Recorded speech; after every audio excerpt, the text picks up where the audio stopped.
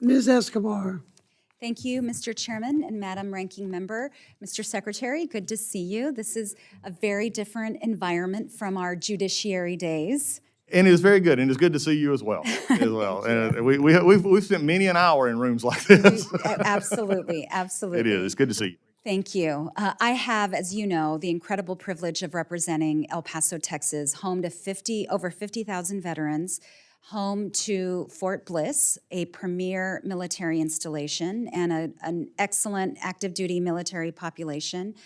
And so I am very fortunate that I get to represent all of those folks in my hometown.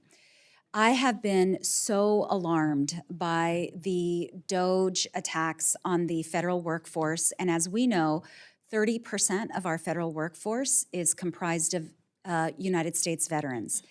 And when we talk about important issues like veteran suicide, behavioral health challenges, losing your job from one day to the next with no reason certainly exacerbates the stress that many of our veterans live through. So I wanted to make sure to put that clearly on the record, fighting for my community and our federal workforce comprised of a lot of veterans.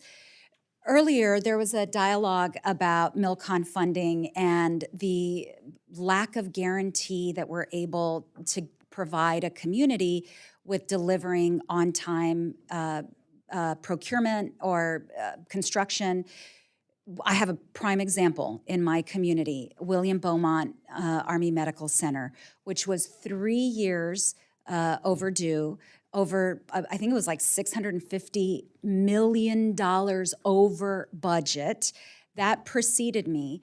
But if we want to really tackle waste, fraud, abuse, that's a prime location. That's where we have to really look. Not firing the hardworking federal workforce, but actually looking at where we can make a real difference. And I am so excited about new construction that's happening, a new VA clinic that's right next door to William Beaumont, $700 million. I was proud to fight for that funding and proud to deliver it for El Paso and for our veterans. I am concerned about a repeat with what we saw with William Beaumont. There are lots of ideas that I'm going to be working with our ranking member and our chairman on in terms of reform, but I would like your commitment that you will work with my team and me on this issue, but in particular our VA clinic, and would like to know if you can commit to working with me on ideas like a dashboard to make construction transparent for the community and the veterans that they serve, making sure that the construction company that was awarded this incredible bid is accountable to our veterans in our community through town halls and meetings to provide that kind of level of transparency. But more importantly, or in addition, equally as importantly, the accountability when things don't go right.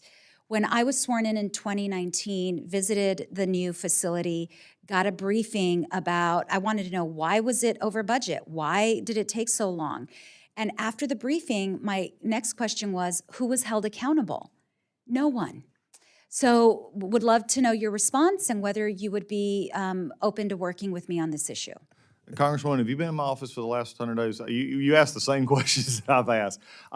That's become, and my staff, I've almost at times felt like as I've reverted back in time to asking why all the time.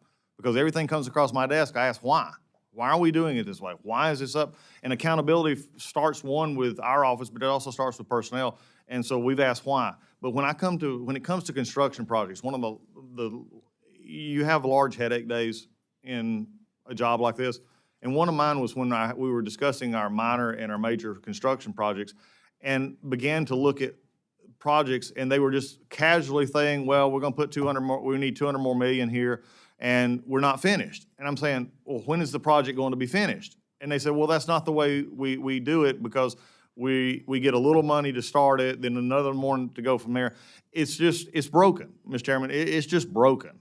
And I know that we want to put it in as being in the seat that you are in as well right now. You want to have that sort of accountability. You want to put layers in, but unfortunately, I think, frankly, streamlining it may be the better part of what we need to do, and so we have a one-point accountability. We're looking at that internally to make sure that maybe there's a way that we can do our constructions a little bit more fine-tuned. We have accountability, but it's never enforced, seemingly to my satisfaction, on how we get these done. So what you've seen is normal, unfortunately, but it's not going to be normal in the next few years as we take a look at this, because it's not right for you to appropriate the money to get a new hospital, to get a new CBOC, which, by the way, CBOCs co-located with other locations is probably the way that we're going to see a lot of this go. Do you commit to working with me Yes. on those items that I listed, those Definitely. ideas? Perfect. Definitely. And I'm out of time, but I do want to flag for you the decline in home health aid hours. Want to work with you on that as well. Please get in touch with our, and we're happy to do that. Thank you. I yield back.